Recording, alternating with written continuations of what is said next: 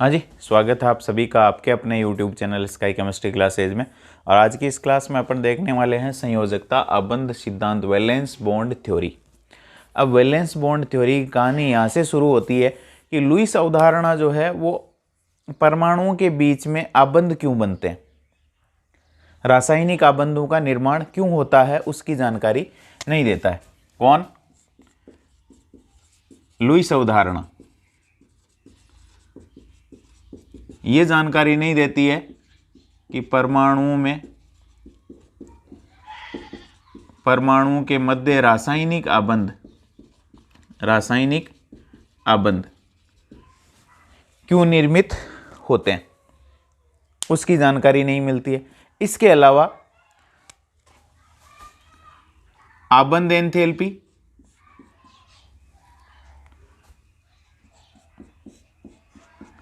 और बंध लंबाई 435.8 किलो जूल पर मोल, ये क्या है? आबंध एंथैल्पी। कौन से बंध की? हाइड्रोजन आबंध की एंथैल्पी है। इसके अलावा ये फ्लोरीन आबंध एंथैल्पी 150। इस बंध की लंबाई 74 पिकोमीटर। यह है बॉन्ड लेंथ, और इसकी 144 पिकोमीटर, 144 पिकोमीटर बॉन्ड लेंथ। तो इन आबंधों की आबंध एंथैल्पी भी अलग अलग है, यानी इस बंध को तोड़ने के लिए ज्यादा एनर्जी देनी पड़ेगी, इस बंध को तोड़ने के लिए कम एनर्जी देनी पड़ेगी। इस बंध की लंबाई कम है और इस बंध की लंबाई ज्यादा है, जबकि दोनों परमाणु जो है यहाँ भी सहसंयोजी एकल आबंध बनाते हैं और यहाँ भी दोनों परमाणु सहसंयोजी एकल आबंध बनाते हैं।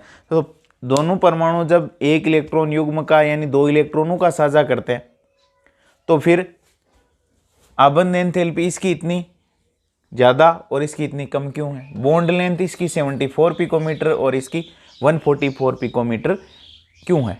इसकी भी लुईस अवधारणा कोई व्याख्या नहीं करती है, उसका कोई कारण स्पष्ट नहीं करती है। इसलिए संयोजकता आबंध सिद्धांत दिया गया 1927 में। 1927 में कौन? हाइटलर और लंदन ने यह सिद्धांत दिया था। कौन सा? संयोजकता आबंध सिद्धांत। बाद में पोलिंग और कुछ अन्य वैज्ञानिकों ने मिलकर के इनमें संशोधन किए। पोलिंग और साथियों ने इसमें कुछ संशोधन किए, और ये सिद्धांत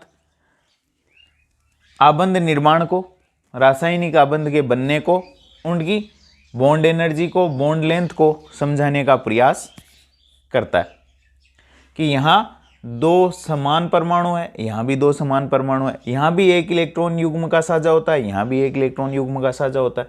इसकी बॉन्ड लेंथ अलग है, इसकी बॉन्ड लेंथ अलग है। इसकी आबंध एंथैल्पी यानी बंध को तोड़ने के लिए या बंध के निर्माण के दौरान लगने वाली एनर्जी यहाँ अलग है, यहाँ अलग, जबकि दोनों में आबंध जो है वो एकल बंध है। यहाँ भी सहसंयोजी एकल आबंध है और वहाँ भी सहसंयोजी एकल आबंध है। तो इतना फर्क क्यों है? इसका स्पष्टीकरण लुईस अवधारणा के पास नहीं था, इसलिए यह संयोजकता आबंध सिद्धांत की परिकल्पना दी गई 1927 में हाइटलर और लंदन द्वारा। पोलिंग और साथियों ने क्या कर दिया? उसमें कुछ संशोधन किए।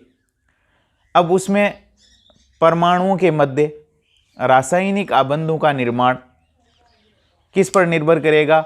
ये निर्भर करेगा संयोजी इलेक्ट्रॉनों की संख्या के मध्य, परमाणु कक्षकों की उपलब्धता के ऊपर, संकरण पर, कक्षकों के मध्य अतिव्यापन पर, यानी कई सारी चीज़ों को देख करके ये रासायनिक आबंधन के निर्माण की प्रक्रिया को समझाता है। यानी संयोजकता आबंध में परमाणु कक्षकों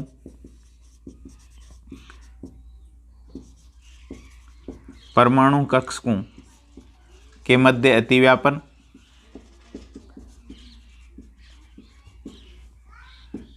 संकरण, परमाणु कक्षकों के आकार,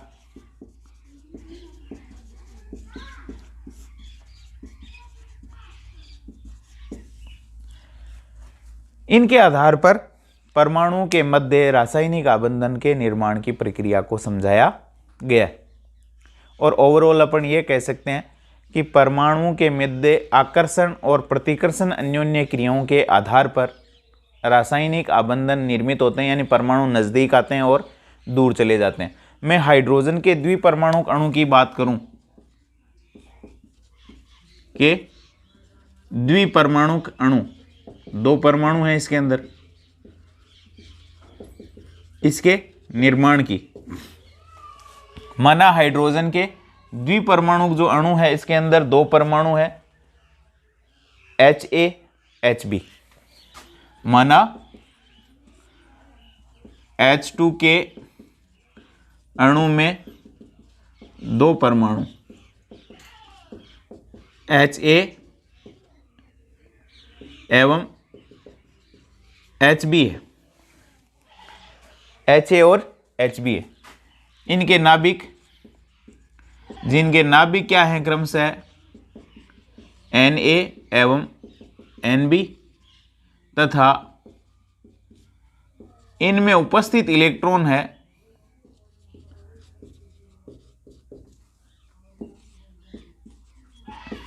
क्रमशः Ea एवं Eb।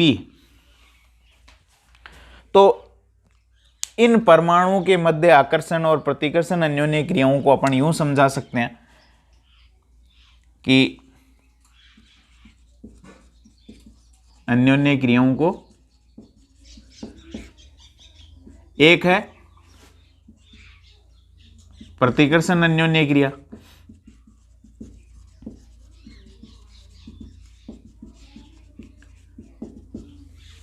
यानी रासायनिक आबंध का निर्माण परमाणुओं के मध्य उपस्थित आकर्षण और प्रतिकर्षण बलों की तीव्रता पर निर्भर करेगा। आकर्षण बल अधिक होंगे तो परमाणु एक दूसरे के पास पास आएंगे और एक दूसरे के पास आकर के आबंध का निर्माण करेंगे। प्रतिकर्षण ज़्यादा होंगे तो आबंध का निर्माण नहीं होगा। तो प्रतिकर्षण अन्योन्य क्रियाएं क्या है? एक परमाणु का नाभिक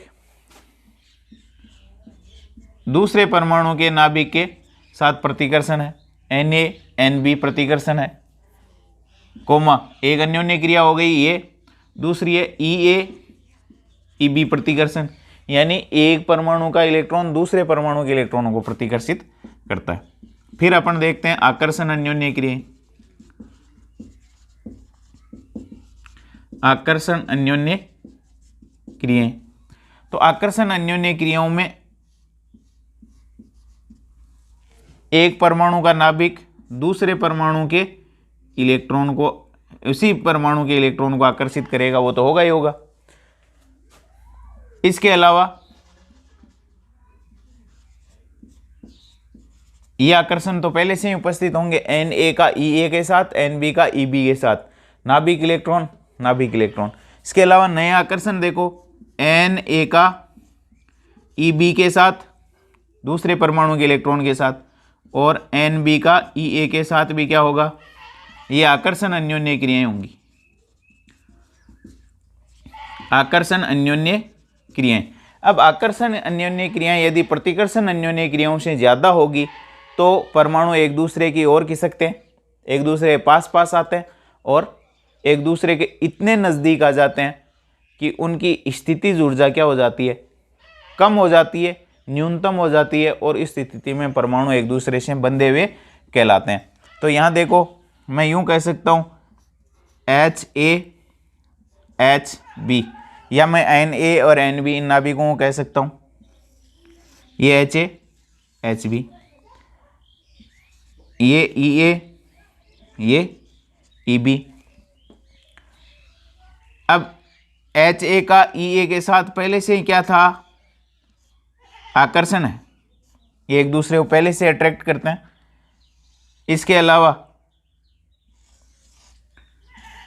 ये Ha का Ea के साथ और ये Hb का Eb के साथ यहाँ भी आकर्षण है, ये पहले से ही आकर्षण बल मौजूद है। अब नए आकर्षण क्या हो गए, इस नाभिक का दूसरे इलेक्ट्रॉन के साथ ये नए आकर्षण बल बन गए, ये नए आकर्षण बल गए, ये नए आकर्षण बल हैं। ये भी नए हैं और ये पुराने हैं। ये तो है आकर्षण अन्योन्य क्रियाएं। अब प्रतिकर्षण अन्योन्य क्रिया कौन सी है? एक तो है ई का ईबी के साथ प्रतिकर्षण, और दूसरा है एच ए का एच बी के साथ या एन ए का एन बी के साथ प्रतिकर्षण। ये दो प्रतिकर्षण अन्योन्य क्रियाएं, इनको कहेंगे अपन प्रतिकर्षण अन्योन्य क्रियाएं, प्रतिकर्षण अन्योन्य क्रियाएं। और ये हो जाएंगी अपनी, ये प्रतिकर्षण अन्योन्य क्रिया, ये आकर्षण अन्योन्य क्रिया। अब देखो आकर्षण अन्योन्य क्रियाएं जो प्रतिकर्षण अन्योन्य क्रियाओं से अधिक होंगी या ज़्यादा प्रभावशाली होंगी, उस स्थिति में परमाणु एक दूसरे के पास पास खिसकते हैं।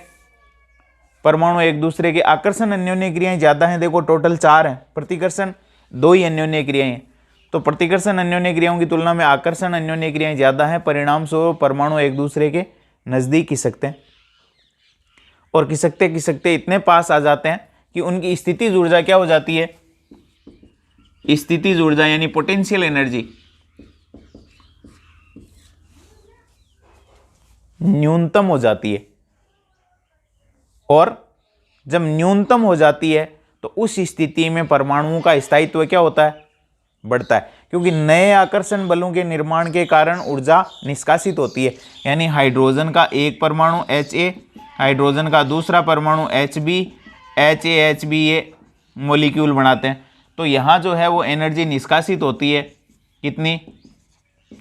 इतने किलो जूल पर मोल। अब इतनी एनर्जी यदि निष्कासित हो रही है तो ये अणु निर्मित हो जाता है और उसकी स्थितिज ऊर्जा में, परमाणुओं की स्थितिज ऊर्जा में ऊर्जा के निष्कासन के कारण क्या हो जाता है? कमी आ जाती है। परमाणु इस स्थिति में बॉन्डेड अवस्था में स्थायित्व को प्राप्त करते हैं और परमाणु एक दूसरे से बंधी हुई अवस्था में कहे जाते हैं।